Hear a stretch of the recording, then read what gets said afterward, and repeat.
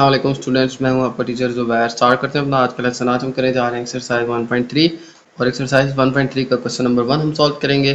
तो question number 1 मैं read कर लेता हूं। On last bank statement Kasim had a balance of 1,75,000 in his checking account. तो लास्ट जो बैंक स्टेटमेंट थी कासिम की, ठीक है, जब उसने अपने बैंक अकाउंट में बैलेंस चेक किया तो बैंक की स्टेटमेंट जो थी उसके अंदर जो उसका बैंक का बैलेंस वो था 1,75,000। तो he wrote one check of rupees 45,790 and another for rupees 1,12,921। तो पहले उसका बैलेंस जो था वो था 1,75,000। फिर उसने दो चेक जो है वो लिखे। एक चेक जो है वो उसने लिखा 45,790 का और दूसरा चेक उसने लिखा 1,12,921 रुपीज़ का। ठीक है, what is his current balance. तो उसका अब जो मौजूदा बैलेंस है वो क्या होगा। ठीक है, बैंक स्टेटमेंट में आपको बताता चलूँ, ये बैंक की तरफ से दी जाती है जिसके ऊपर आपके जितनी भी ट्रांजैक्शन है, यानी आपने कितने पैसे बैंक से निकलवाए और जमा करवाए, सारी डिटेल जो है वो इसके अंदर मौजूद होती है। तो ये आप मंथली बैंक स्टेटमेंट आप बैंक से निकलवा सकते हैं, जिससे आपको पता चल सकता है कि आपके मंथ के अंदर कितनी ट्रांजैक्शन हुई है। तो ये बैंक स्टेटमेंट होती है जिसके अंदर 1,75,000 जो है उसके बैंक के अकाउंट के अंदर पैसे थे स्टेटमेंट के मुताबिक। ठीक है, और फिर उसने दो चेक लिखे और फिर जो चेक लिखे यानी कि उसने बैंक से पैसे निकलवाए। ठीक है, चेक लिखते हैं। चेक आपको पता है कि चेक जब लिखा जाता है तो हम बैंक में चेक जमा करवाते हैं, उस पर जो भी अमाउंट होती है बैंक से हम उतने पैसे अपने अकाउंट से निकलवा लेते हैं। तो ये याद रखिएगा। तो ये दो चेक लिखे गए यानी उसने दो दफ़ा बैंक से पैसे निकलवाए। ठीक है, उनकी अमाउंट भी गिवन है। तो आपने बताना है कि बैंक से पैसे निकलवाने के बाद उसके बैंक का बैलेंस कितना रह जाएगा। ठीक है, ये बहुत सिंपल सा क्वेश्चन है। तो स्टार्ट करते हैं इस क्वेश्चन को। तो मैं लिख लेता हूँ Kasim balance on last bank statement के जो लास्ट बैंक की स्टेटमेंट थी उसके ऊपर जो कासिम के बैंक अकाउंट का बैलेंस था वो कितना था, ₹1,75,000। इसके बाद उसके फर्स्ट चेक की अमाउंट कितनी थी, अमाउंट इन फर्स्ट चेक। ठीक है, यानी जो पहला चेक उसने लिखा उसके अंदर कितनी अमाउंट उसने लिखी, ₹45,790। ठीक हो गया। इसके बाद सेकंड चेक भी उसने लिखा, उसकी अमाउंट कितनी थी, अमाउंट इन चेक फीस 1,12,921। ठीक है, ये सेकंड चेक की अमाउंट थी। तो इतने उसके पास अमाउंट थी। एक दफ़ा उसने इतनी अमाउंट का चेक लिखा, सेकेंडली उसने फिर इतनी अमाउंट का चेक लिखा। अब इस पेमेंट में से यानी इस अमाउंट में से ये दो पेमेंट्स हम सब्ट्रैक्ट कर देंगे तो हमारे पास उसका मौजूदा बैलेंस जो है वो आ जाएगा। ठीक है, यानी पहले इतना बैलेंस था, फिर इतने पैसे उसने दो दफ़ा निकलवा लिए बैंक से और फिर उसका जो बैलेंस है वो आ जाएगा हमारे पास। ठीक है, तो लिख लेंगे Kasim current balance is equal to, देखें अब हम क्या करेंगे, इस अमाउंट में से ये दोनों अमाउंट्स माइनस कर देंगे। ठीक है, 1,75,000 था इसका करंट बैलेंस, उसमें से माइनस कर देंगे 45,790 और फिर ये अमाउंट भी माइनस कर देंगे तो 1,12,921। तो ये दोनों अमाउंट्स हम इस अमाउंट से माइनस कर देंगे तो हमारे पास आ जाएगी 16,289 रुपीज़। ठीक है, तो ये स्टूडेंट आ जाएगी उसके पास वो अमाउंट जो उसके पास बाकी रह गई थी दो चेक्स कैश करवाने के बाद। ठीक है, ओके। तो ये था स्टूडेंट हमारा क्वेश्चन जिसमें हमने इस अमाउंट से ये दोनों अमाउंट सब्ट्रैक्ट की। तो हमारे पास करंट बैलेंस आ जाएगा कासिम के अकाउंट का, वो कितना आ जाएगा, 16,289 रुपीज़। ठीक है, ओके। तो ये था स्टूडेंट हमारा क्वेश्चन 1। चलते हैं नेक्स्ट क्वेश्चन की तरफ। ओके, चलते हैं नेक्स्ट क्वेश्चन की तरफ। नेक्स्ट क्वेश्चन मैं रीड कर लेता हूँ। Last week Wajid drove 283.4 kilometre on 16.2 litre of petrol. ठीक है, तो लास्ट वीक जो है वाजिद ने जो ड्राइव किया, ठीक है, कितना डिस्टेंस ट्रैवल किया ड्राइव करके, यानी कार ड्राइव करके। ठीक है, तो उसने 283.4 किलोमीटर डिस्टेंस जो है वो ट्रैवल की और उसके लिए उसका कितना पेट्रोल खर्च हुआ, उसका 16.2 लीटर जो है ये कंज्यूम हुआ है। ठीक है, ये गाड़ी ने पेट्रोल जो है वो कंज्यूम किया है, यानी कि 283.4 किलोमीटर डिस्टेंस उसने ट्रैवल की है और उसमें गाड़ी का कितना पेट्रोल लगा है वो है 16.2 लीटर्स। ठीक है, he says that he averaged about 1.75 kilometre per litre. ठीक है, तो उसका कहना है कि उसकी जो गाड़ी की एवरेज है वो है 1.75 किलोमीटर पर लीटर, यानी हर लीटर पे वो 1.75 किलोमीटर की डिस्टेंस उस गाड़ी ने ट्रैवल किया। His answer is reasonable, explain. तो आपने बताना है क्या ये इसने बात जो कही है वो ठीक है, तो फिर साथ में आपने इसको एक्सप्लेन भी करना है। ठीक है, विद रीज़न आपने इसको एक्सप्लेन करना है। तो हम क्या करते हैं, ये जो हमें इसकी डिस्टेंस और इसके पेट्रोल की अमाउंट जो हमें क्वेश्चन के अंदर गिवन है, इससे हम इसकी एक्चुअल एवरेज निकालते हैं। ठीक है, इन दोनों को डिवाइड करके हम इसकी एवरेज निकालते हैं कि गाड़ी की एवरेज बनती क्या है।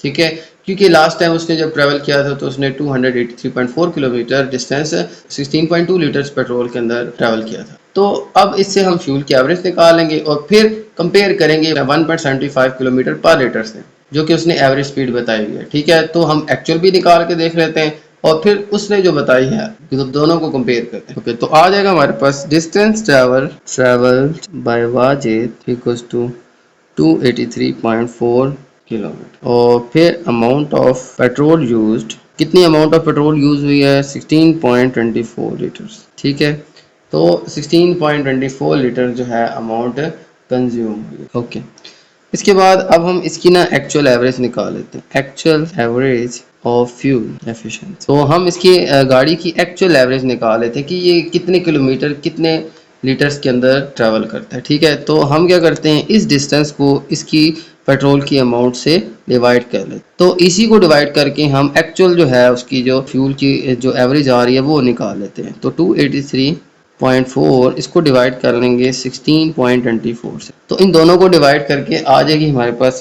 17.5 किलोमीटर पर लीटर। तो इसकी जो एक्चुअल गाड़ी की फ्यूल एवरेज आ जाएगी वो आ जाएगी 17.5 किलोमीटर पर लीटर, जो कि हमारे आंसर से काफ़ी डिफरेंट है। ठीक है, तो लिहाजा जो वाजिद की बात है कि भाई ये गाड़ी 1.75 किलोमीटर पर लीटर कर रही है, तो ये बात दुरुस्त नहीं है। ठीक है, जो एक्चुअल आ रही है ना गाड़ी की एवरेज, वो आ रही है 17.5 किलोमीटर पर लीटर, कि 1 लीटर में 17.5 किलोमीटर डिस्टेंस। तो ये 17.5 किलोमीटर पर लीटर जो है ये गाड़ी की फ्यूल एफिशिएंसी है। ठीक है, ओके, तो अब ये जो आंसर है ये उसके स्टेटमेंट से मैच नहीं कर रहा है, यानी कि 1.75 किलोमीटर पर लीटर की जो उसने एवरेज बताई थी उससे मैच नहीं कर रहा है। लिहाजा हम इसका आंसर लिख लेंगे, वाजिद चल fuel average is 17.5 kilometer per liter and his claim 1.75 kilometer per liter is not reasonable. Okay, तो मैंने लिख लिया है कि Wajid actual fuel average is 17.5 kilometre per litre. ठीक है, and his claim 1.75 kilometre per litre is not reasonable. ठीक है, यानी कि उसकी गाड़ी की जो एक्चुअल एवरेज है वो तो 17.5 किलोमीटर पर लीटर यानी 1 लीटर में 75 किलोमीटर, और उसने जो बात की थी कि भाई इसकी एवरेज 1.75 किलोमीटर पर लीटर है, ये बात दुरुस्त नहीं है। तो ये आ जाएगा स्टूडेंट इस क्वेश्चन का आंसर। तो ये था स्टूडेंट हमारा क्वेश्चन नंबर 2। चलते हैं नेक्स्ट क्वेश्चन की तरफ। चलते हैं नेक्स्ट क्वेश्चन 3 की तरफ, और क्वेश्चन नंबर 3 मैं रीड कर लेता हूँ। Salma bought 3.2 yard of fabric for a total price of ₹139.2। ठीक है, तो सलमा ने जो है वो 3.2 यार्ड की फैब्रिक, ठीक है, फैब्रिक की लेंथ गिवन है हमारे पास 3.2 यार्ड। ठीक है, इसकी जो लेंथ है वो यार्ड्स के अंदर गिवन है। ठीक है, यार्ड भी एक लेंथ मेयर करने की यूनिट होती है। ठीक है, जैसे मीटर होता है ना, इसी तरह से यार्ड जो है ये भी एक यूनिट है जिससे लेंथ मेयर की जाती है। तो ये फैब्रिक की जो है ये लेंथ है, और इसकी जो टोटल प्राइस है 3.2 यार्ड फैब्रिक की वो है ₹139.2। How much did the fabric cost per yard.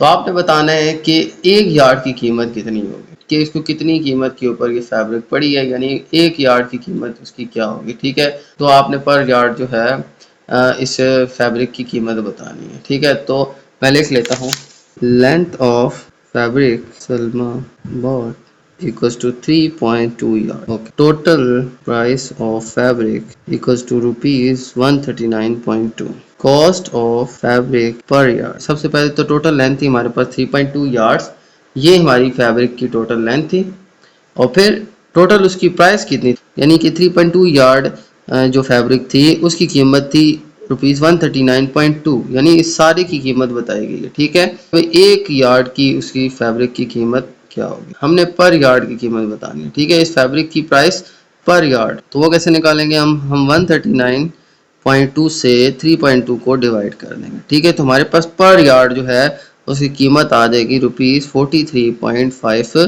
पर यार्ड।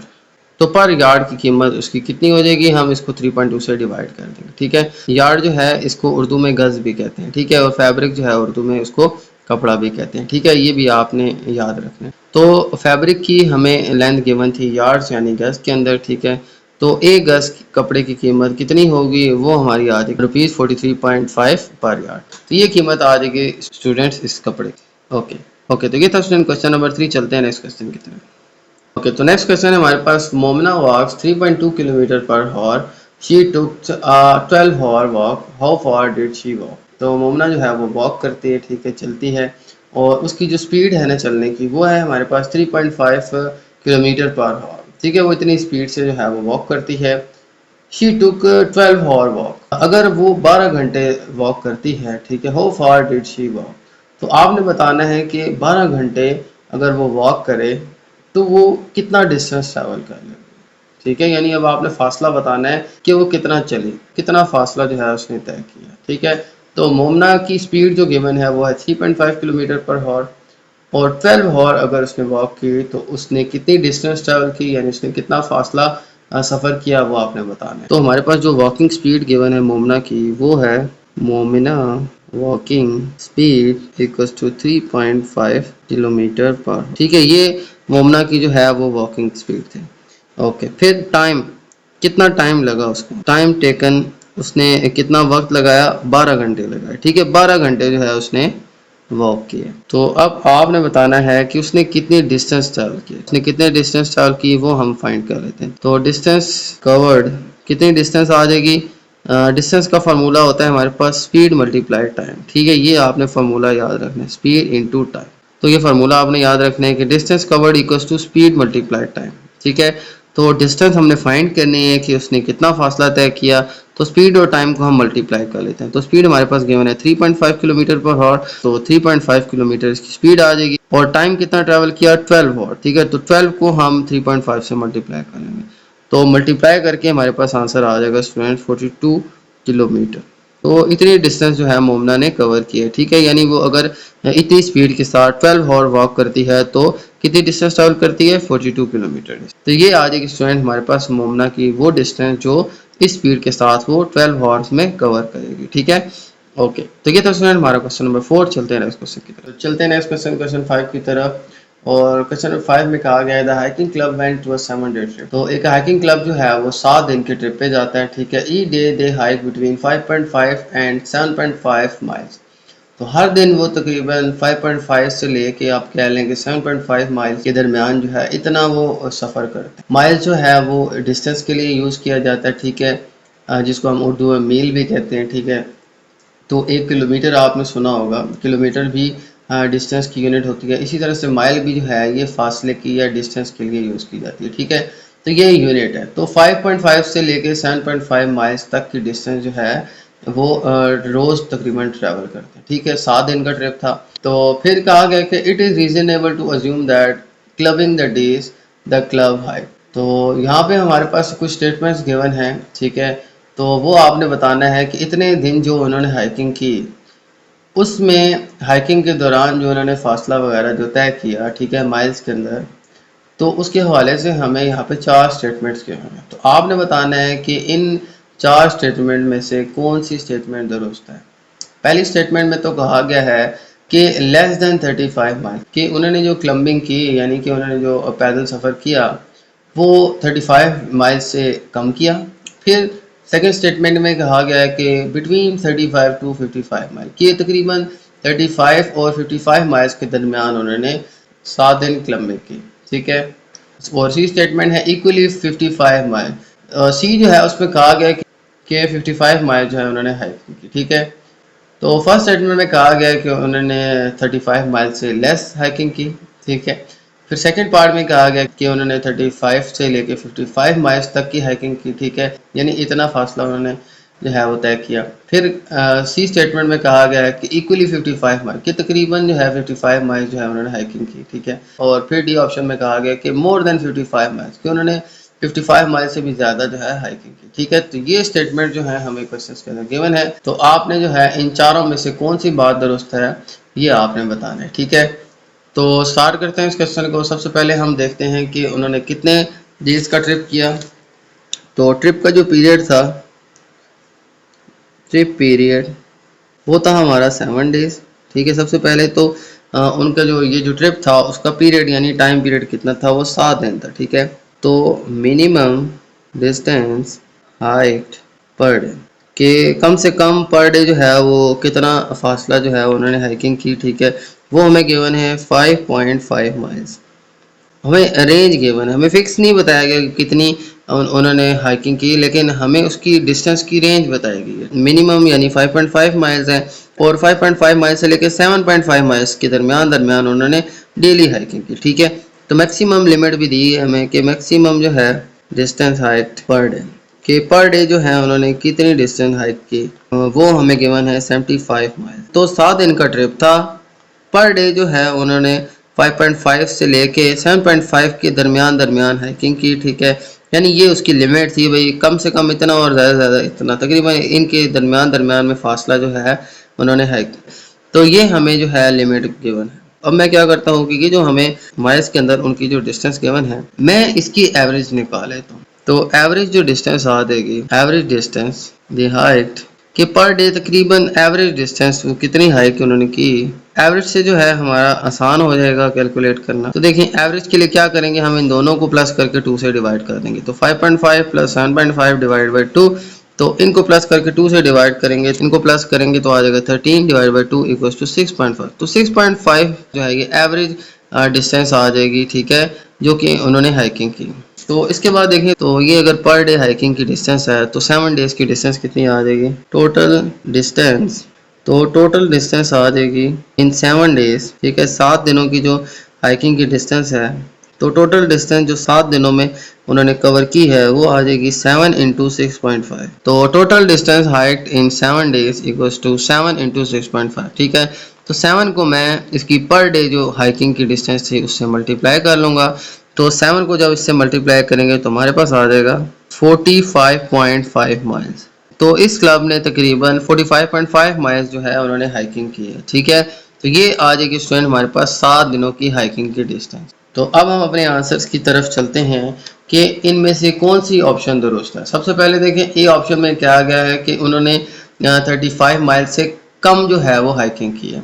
तो देखिए हमारे पास तो 45.5 माइल्स आ रही है, तो ये बात और दुरुस्त नहीं है। सेकंड ऑप्शन में कहा गया कि बिटवीन 35 एंड 55, 35 माइल्स और 55 माइल्स के दरमियान दरमियान फासला उन्होंने तय किया। तो देखें जी ये बात बिल्कुल ठीक है कि 45.5 जो है ये 35 और 55 की रेंज के अंदर आ रहा है, ठीक है, कि इतनी रेंज के अंदर जो है उन्होंने फासला तय किया है। तो 45 जो है वो 35 से ग्रेटर है और 55 से स्मॉलर है। तो 45 जो है ये 35 और 55 माइल्स की रेंज में आ रहा है। तो ये बी वाली बात जो है ये दुरुस्त है। क्या सी भी दुरुस्त है? सी में कहा गया है कि इक्वली 55 माइल, तो 55 माइल तो नहीं है ये, तो 45.5 माइल। तो ये सी स्टेटमेंट जो है ये भी दुरुस्त नहीं है, ठीक है। फिर जो डी है उसमें कहा गया कि 55 माइल से भी ज़्यादा फासला तय कर, तो सी वाली भी दुरुस्त नहीं है। हमारे पास जो बी स्टेटमेंट है ये सूटेबल है कि इन्होंने जो है वो 35 से 55 माइल्स के दरमियान फासला तय किया। तो बी जो स्टेटमेंट है ये ट्रू है कि बिटवीन 35 एंड 55 माइल्स, ठीक है। तो ये बात जो है बी स्टेटमेंट दुरुस्त होगी। तो इनकी हाइकिंग का जो फासला है वो 35 और 55 माइल्स के दरमियान दरमियान है, जो कि हमने एक्चुअल में निकाला था वो कितना था 45.5, ठीक है। तो 45.5 ये इनकी रेंज के अंदर आ रहा है, लिहाजा बी स्टेटमेंट जो है हमारी ट्रू होगी, ठीक है। ओके, तो ये था स्टूडेंट हमारा क्वेश्चन नंबर 5। चलते हैं नेक्स्ट क्वेश्चन की। ओके, तो चलते हैं क्वेश्चन 6 की तरफ, और क्वेश्चन नंबर 6 मैं रीड कर लेता हूँ। For a class party the students council purchase 42 balloons at rupees 1.85, ठीक है। तो एक क्लास के अंदर पार्टी थी, ठीक है, और पार्टी के लिए जो स्टूडेंट की काउंसिल यानी स्टूडेंट की जो इंतजामिया टीम थी जो कि पार्टी ऑर्गेनाइज करा रहे थे, ठीक है, उन्होंने परचेज किए 42 बैलून्स, ठीक है, यानी स्टूडेंट्स ने 42 बैलून्स परचेज किए और उनकी कीमत क्या थी, रुपीज़ 1.85 ईच, यानी हर बैलून की कीमत कितनी थी, 1.85। What is the total amount of the student council paid for the balloon. तो आपने बताना है कि ये सारे जो 42 के 42 बैलून्स हैं उनके लिए उन्होंने कितनी कीमत अदा की है, ठीक है। यानी एक बैलून अगर रुपीज़ 185 का है तो 42 बैलून्स की कीमत कितनी आ जाएगी ये आपने बतानी है, ठीक है। तो आपने डायरेक्टली इन दोनों को मल्टीप्लाई कर देना है तो आपके पास टोटल कीमत जो है वो आ जाएगी, ठीक है। तो इस क्वेश्चन को हम जल्दी से सॉल्व कर लेते हैं। टोटल बैलून्स परचेज, टोटल कितने बैलून जो हैं वो खरीदे गए, वो थे जी 42, यानी 42 बैलून जो है वो परचेज किए गए। अब प्राइस ऑफ ईच बैलून, अब हर बैलून की जो प्राइस थी वो क्या थी। हर बैलून की जो प्राइस थी वो थी भाई ₹1.85 पर बैलून। तो पर बैलून जो है वो ₹1.85 प्राइस थी, ठीक है। यानी एक बैलून जो है वो ₹1.85 का था, ठीक है, यानी ₹1.85, ठीक है। तो ये कीमत थी ₹1.85 एक बैलून की। और फिर हमने बताना है कि ये जो 42 बैलून्स इन्होंने बाय किए उनकी कीमत कितनी आ जाएगी। तो आ जाएगा total amount paid by students council. तो स्टूडेंट काउंसिल जो थी उन्होंने टोटल कितनी प्राइस जो है वो पे की, हम इन दोनों को मल्टीप्लाई करेंगे तो टोटल अमाउंट जो उन्होंने पे की वो हमारे पास 42 बैलून्स की आ जाएगी, ठीक है। तो 42 बैलून्स थे, एक की कीमत थी 1.85, तो इन दोनों को मल्टीप्लाई कर रहे हैं तो हमारे पास 42 बैलून्स की कीमत आ जाएगी और वो आ जाएगी ₹77.7। तो इतनी कीमत जो है उन्होंने अदा की, कितने 42 बैलून्स। जो बैलून्स की तादाद है उसको उसकी प्राइस से मल्टीप्लाई करते हैं तो हमारे पास 42 बैलून्स की प्राइस आ जाएगी, जो कि आ गई हमारे पास ₹77.7, ठीक है। ओके, ठीक है। तो स्टूडेंट हमारा क्वेश्चन नंबर 6, चलते हैं नेक्स्ट क्वेश्चन की। ओके, चलते हैं नेक्स्ट क्वेश्चन 7 की तरफ। और क्वेश्चन नंबर 7 मैं रीड कर लेता हूँ। A group of friends made 4 yard long, ठीक है। तो एक दोस्तों के ग्रुप ने जो है 4 गज लंबा जो है एक रेक्टेंगुलर बैनर डिज़ाइन किया, ठीक है। रेक्टेंगुलर का मतलब है कुछ इस तरह की शेप, ठीक है, रेक्टेंगल शेप। तो रेक्टेंगल शेप के अंदर जो है उन्होंने एक बैनर डिज़ाइन किया, ठीक है, एक बैनर बनाया, ठीक है। और बैनर जो है उसकी जो लेंथ जो थी वो थी 4 यार्ड, ठीक है। ये अगर रेक्टेंगल शेप है तो ये लेंथ आ जाएगी, ये इसकी विड्थ आ जाएगी। तो लेंथ जो गिवन है वो है 4 यार्ड। तो दे पेड ₹3.75 पर यार्ड फॉर द फैब्रिक। तो फैब्रिक के लिए उन्होंने जो कीमत अदा की, यानी उस बोर्ड को बनाने के लिए जो फैब्रिक उन्होंने यूज़ किया उसकी जो कीमत थी वो थी ₹3.75 पर यार्ड, ठीक है। यानी हर गज जो है वो ₹3.75 का था। तो ये कीमत जो है हमारे पास फैब्रिक की गिवन है। And ₹9 for the firm to go around the banner. और इसके अलावा जो हमारे पास उस बैनर का जो फ्रेम बनाया गया, ठीक है, जिसके ऊपर बैनर को लगाया गया, उस फ्रेम की कीमत हमें गिवन है वो है ₹9। तो ₹9 जो है वो पर यार्ड कीमत है हमारे पास इस बैनर के फर्म की, ठीक है। और फिर इसके अलावा यहाँ पे हमें 10 यार्ड पैरामीटर जो है इस बैनर का गिवन है, ठीक है। What was the width of the banner. तो आपने बताना है कि इस बैनर की विड्थ कितनी होगी, ठीक है। उसका पैरामीटर कितना गिवन है हमारे पास 10 यार्ड। यानी कि ये अगर बैनर है तो ये जो इसका फर्म है वो हमारे पास जो है वो इसके पैरामीटर के अराउंड है, ठीक है। तो पैरामीटर जो है वही रेक्टेंगल क्या होता है, इसकी बाउंड्री की लेंथ, ठीक है। तो यहाँ से यहाँ तक का फासला, फिर यहाँ तक, फिर यहाँ से यहाँ तक, ये सारा जो चारों साइडों की जो लेंथ है ये कहलाती है इसका पैरामीटर। पैरामीटर जो है वो हमें गिवन है 10 यार्ड, ठीक है। तो आपने विड्थ जो है इसकी बतानी है। तो स्टार्ट करते हैं इस क्वेश्चन को। सबसे पहले हमें लेंथ ऑफ बैनर गिवन है। लेंथ ऑफ रेक्टेंगुलर बैनर वो हमें गिवन है 4 यार्ड, यानी 4 गज जो है ये इसकी लंबाई है। और फिर प्राइस ऑफ फैब्रिक हमें गिवन है, प्राइस ऑफ फैब्रिक पर यार्ड जो है प्राइस ऑफ फैब्रिक गिवन है वो हमें गिवन है ₹3.75, ठीक हो गया। इसके बाद हमें गिवन है cost of firm around the banner, cost of firm around banner, ठीक है। वो हमें गिवन है, कॉस्ट कितनी गिवन है ₹9। तो ₹9 जो है ये कॉस्ट ऑफ फर्म है बैनर की। और फिर इस बैनर का पैरामीटर गिवन है, तो पैरामीटर जो है वो हमें गिवन है 10 यार्ड्स, ठीक हो गया। हमें इसकी विड्थ बताना है। अब विड्थ फाइंड करने के लिए हमें इसकी लेंथ और इसका पैरामीटर चाहिए, ठीक है। तो पैरामीटर से हम इसकी विड्थ जो है वो इजीली फाइंड कर सकते हैं, ठीक है, क्योंकि पैरामीटर जो है उसका फार्मूला होता है हमारे पास, पैरामीटर जो है उसका फार्मूला होता है 2 इंटू लेंथ प्लस विड्थ, ठीक है। तो 2 इंटू लेंथ प्लस विड्थ, ठीक है। तो 2 इंटू लेंथ प्लस विड्थ ये हमारे पास आ जाएगा फार्मूला पैरामीटर का, ठीक है। हमने क्या करना है, इसकी वैल्यूज पुट करनी है और फिर इसको सॉल्व कर लेना है। इससे हमारे पास आ जाएगी इस बैनर की विड्थ, ठीक है। तो पैरामीटर जो है वो हमें गिवन है 10 यार्ड। और फिर इसके अलावा हमारे पास 2 इंटू लेंथ हमें गिवन है इसकी 4 यार्ड और प्लस विड्थ आ जाएगी हमारे पास, ठीक हो गया। अब देखें यहाँ पे 2 जो है इस ब्रैकेट से मल्टीप्लाई हो रहा है, इसको मैं दूसरी तरफ ले जाकर डिवाइड कर लेता हूँ तो आ जाएगा 10 divide by 2 equals to 4 plus width. तो अब आ जाएगा हमारे पास 10/2 इक्वल्स टू 4 प्लस विड्थ आ जाएगी, ठीक है। अब हमने इसकी विड्थ फाइंड करनी है। तो अब देखें यहाँ पे 10 जो है ये डिवाइड हो रहा है 2 से, तो हम इनको डिवाइड करते हैं, 2 1 ज़ा 2 एंड 2 5 ज़ा 10। अब देखें यहाँ पे इनकी कटिंग हो जाएगी, 2 1 ज़ा 2 2 5 ज़ा 10, और इसके बाद हमारे पास आ जाएगा यहाँ पे 5 और यहाँ पे आ जाएगा 4 प्लस वेट। ओके, अब देखें हमने वेट फाइंड करनी है, 5 यहाँ पे वेट्स के साथ ऐड हो रहा है, ये इक्वल्स टू की दूसरी तरफ जाके सब्ट्रैक्ट हो जाएगा, तो आ जाएगा 5 माइनस 4 इक्वल्स टू वेट। तो हमारी जो वेट आ जाएगी वो आ जाएगी 1। ठीक है, तो 1 यार्ड जो है ये हमारी वेट आ जाएगी स्टूडेंट्स इस बैनर की। ठीक है, तो ये आ जाएगा स्टूडेंट हमारे पास इसका आंसर। हमने क्या किया, हमें जो है इस बैनर की लेंथ गिवन थी 4 यार्ड। ठीक है, और फिर इसके अलावा इसका पैरामीटर भी गिवन था, तो पैरामीटर और लेंथ की मदद से हमने इसकी वेट्स फाइंड कर ली। ठीक है, तो पैरामीटर बराबर होता है 2 इंटू लेंथ प्लस वेट के। ठीक है, और पैरामीटर हमें गिवन था 10 और फिर 2, लेंथ हमारे पास गिवन थी 4 और वेट हमने फाइंड करनी थी। ये 2 जो है इक्वल्स 2 की लेफ्ट साइड पे जाके 10 से डिवाइड हो जाएगा और कटिंग करके आ जाएगा हमारे पास 5। या 4 जो है ये वेट्स के साथ ऐड हो रहा है, ये इक्वल 2 की लेफ्ट साइड पे जाके माइनस हो जाएगा। ठीक है, तो माइनस करके आ जाएगा हमारे पास 1 यार्ड। तो वेट आ जाएगी स्टूडेंट हमारे पास इस बैनर की 1 यार्ड। ठीक है, ओके, ये था स्टूडेंट हमारा क्वेश्चन नंबर 7। चलते हैं नेक्स्ट क्वेश्चन। तो याद रखिएगा यहाँ पे हमें प्राइस ऑफ फैब्रिक पर यार्ड और हमारे पास कॉस्ट ऑफ फर्म जो है वो भी हमें गिवन थे। ठीक, लेकिन हमने इसकी कोई कॉस्ट वगैरह नहीं फाइंड आउट करनी थी। ठीक है, लिहाजा हमने इसकी वेट ही फाइंड करनी थी, जो कि हमने इसकी लेंथ और पैरामीटर की मदद से फाइंड कर ली। ठीक है, ये जो डाटा है आप इसको बेशक यूज़ मत करें। ठीक है, ये आप जस्ट मेंशन कर दें कि भाई यहाँ पे ये कॉस्ट गिवन है, बाकी आप ये पैरामीटर और लेंथ की मदद से जो हमारी क्वेश्चन की रिक्वायरमेंट है यानी वेट्स जो है वो आप फाइंड कर लेंगे। ठीक है, ओके, तो ये था स्टूडेंट हमारा क्वेश्चन नंबर 7। चलते हैं नेक्स्ट क्वेश्चन की तरफ।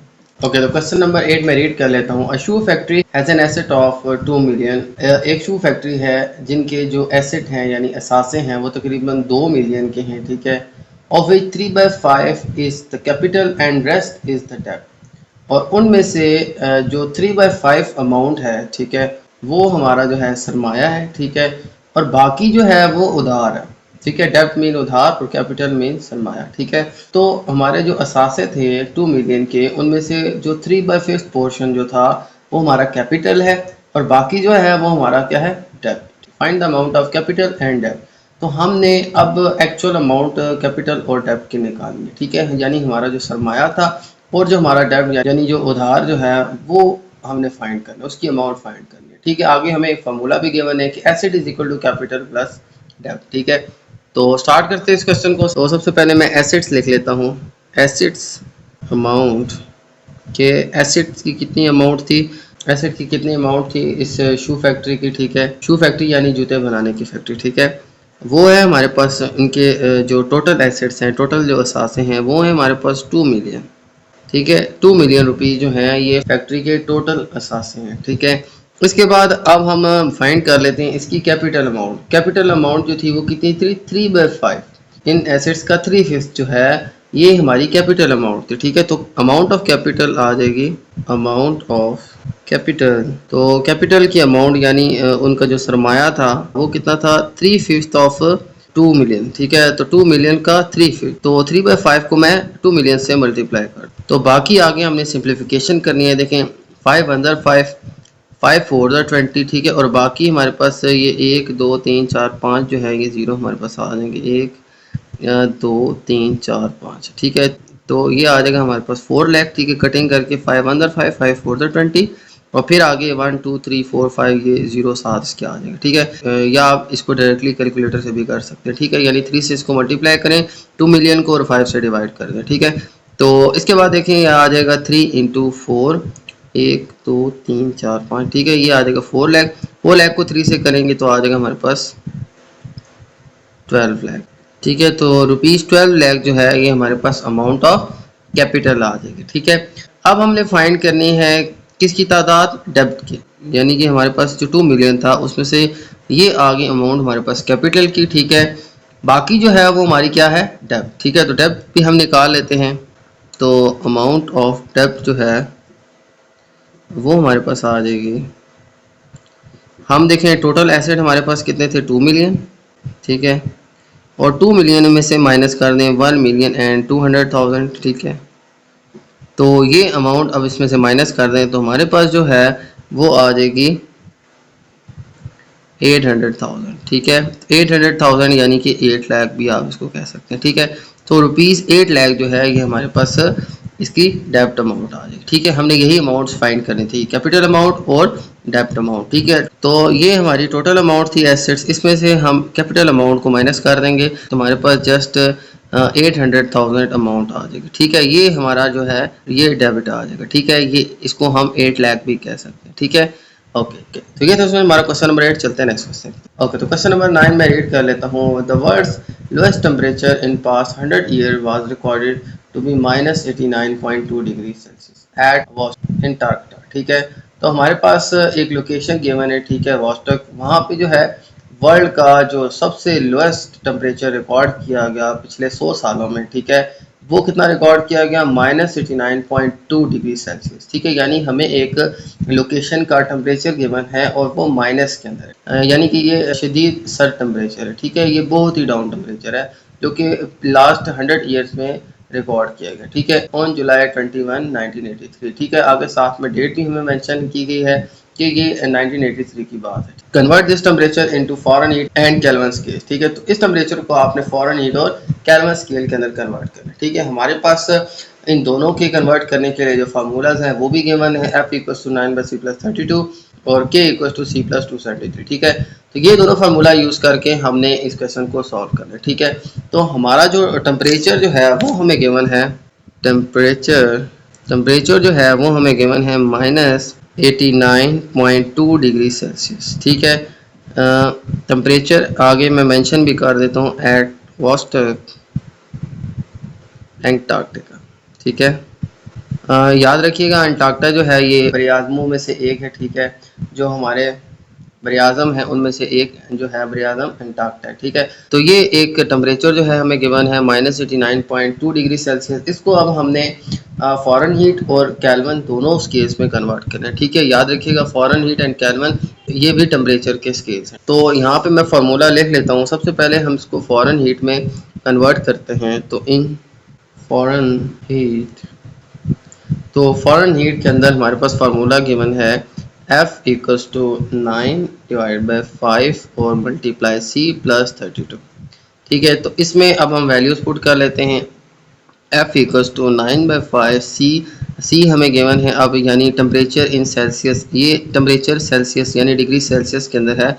तो यहाँ पे 9/5 और C की जगह हम ये टेम्परेचर पुट कर देंगे -89.2 और फिर यहाँ पे प्लस है 32, ठीक है। तो +32। अब क्या करना है, इस टेम्परेचर को 9 से मल्टीप्लाई और फिर 5 से डिवाइड कर लेंगे, ठीक है। तो इसको 9 से मल्टीप्लाई करें तो आ जाएगा -802.8 और फिर इसको मैं 5 से डिवाइड कर लेता हूँ और फिर इसके बाद अब हम इसमें 32 में प्लस भी कर देते हैं। ओके, अब इन दोनों को पहले डिवाइड कर लेते हैं, ठीक है। डैमेज रूल के अकॉर्डिंग पहले मल्टीप्लाई डिवाइड करेंगे, फिर हम ऐड सब्ट्रैक्ट करेंगे। तो इनको पहले मल्टीप्लाई किया पहले 9 से, तो इस टेम्परेचर को पहले 9 से मल्टीप्लाई किया, ये आंसर आ गया। अब इसको 5 से डिवाइड करेंगे, 5 से डिवाइड करने के बाद हमारे पास आ जाएगा -160.56। इसमें अब हम 32 को प्लस कर लेंगे तो हमारे पास ऐड होके आ जाएगा -128.56 डिग्री फ़ारेनहीट, ठीक है। ये अब जो हमारा टेम्परेचर है ये आ गए हमारे पास फ़ारेनहीट के अंदर, ठीक है।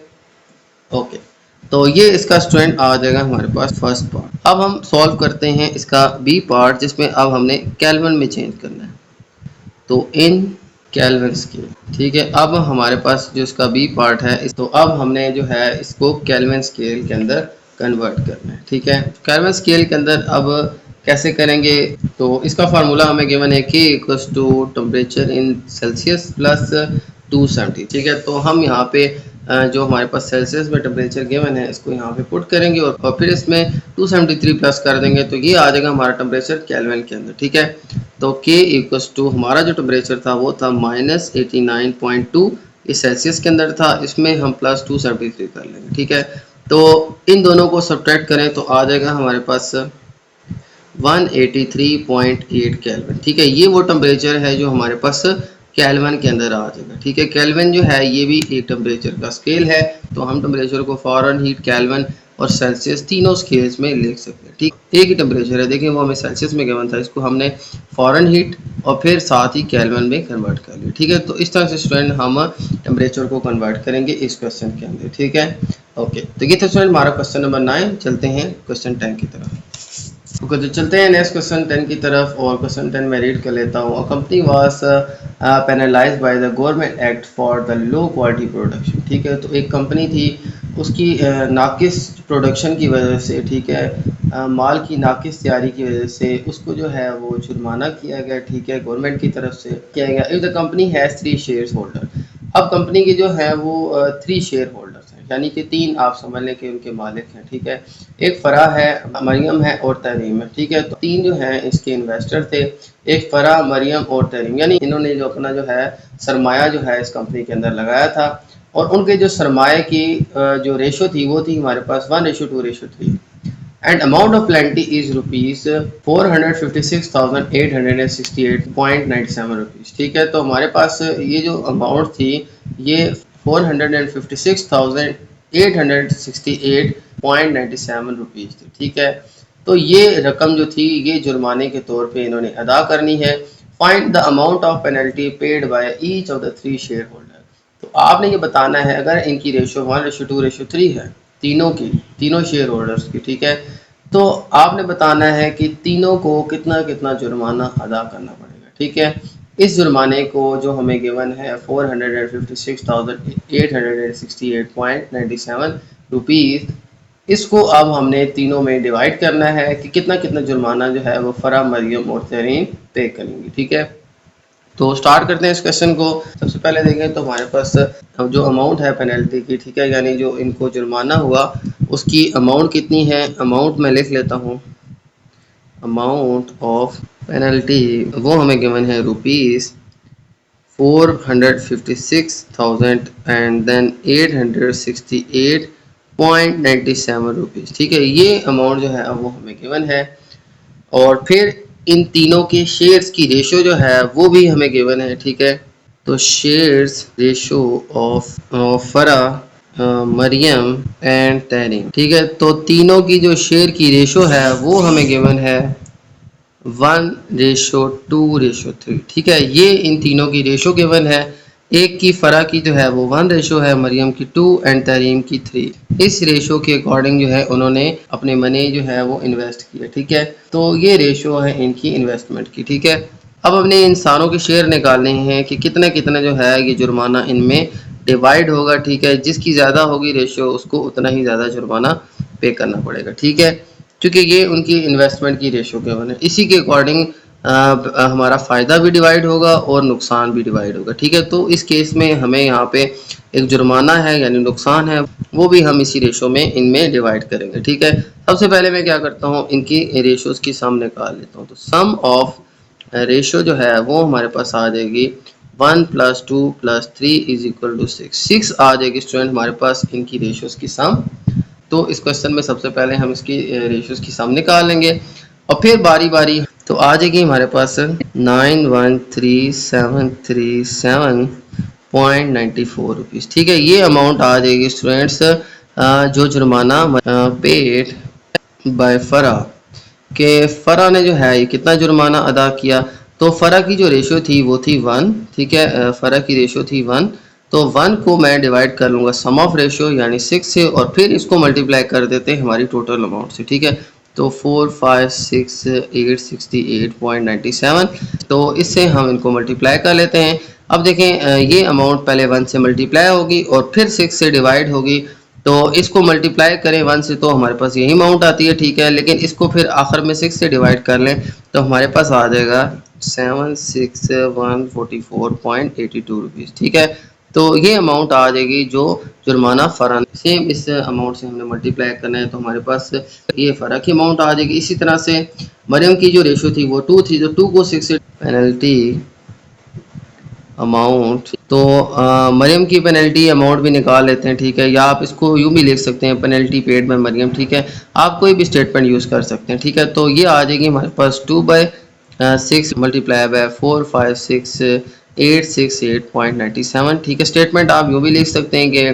पेनल्टी पेड बाय मरियम या मरियम पेनल्टी अमाउंट, ठीक है, आप किसी भी स्टेटमेंट को यूज़ कर सकते हैं। तो बताना ये है कि भाई फरहा ने कितनी पेनल्टी पे, तो ये स्टूडेंट आ जाएगा हमारे पास वो अमाउंट जो तहरीम तो मरियम का जो शेयर था। तो इस तरह से स्टूडेंट हमने ये जितना भी जुर्माना था इसको हमने इनके शेयर के अकॉर्डिंग जो है वो डिवाइड कर लिए है, ठीक है, तीनों शेयर होल्डर्स के दरमियान, ठीक है, तो इनकी कटिंग कर लेते हैं, 2 1 एंड 2 3 6, ठीक है। तो अब हमारे पास ऊपर 1 और नीचे 3 आ गए, क्योंकि इनकी कटिंग हो रही थी तो मैंने इनकी कटिंग कर लिया।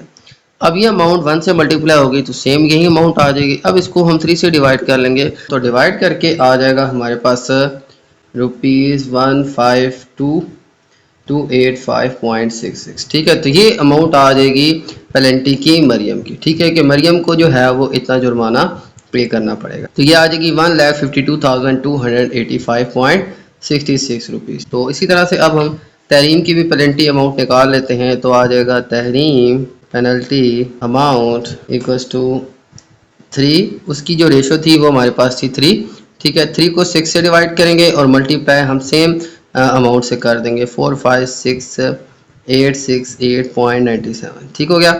ओके, तो अब देखें यहाँ पे 3 और 6 की कटिंग हो रही है, 3 1 3 2 6, तो आ जाएगा हमारे पास डिवाइड में 2।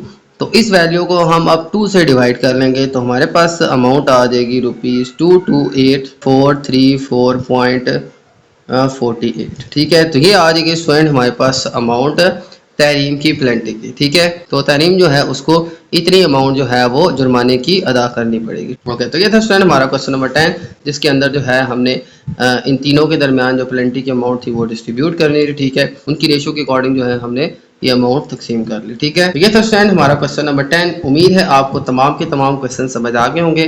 तो मेरी वीडियो अच्छी लगे तो मेरी वीडियो को लाइक कर दीजिएगा, मेरे चैनल को सब्सक्राइब कर दीजिएगा और ये वीडियो अपने बाकी दोस्तों के साथ भी शेयर कर दीजिएगा। इजाज़त चाहते हैं आपसे, अल्लाह हाफिज़।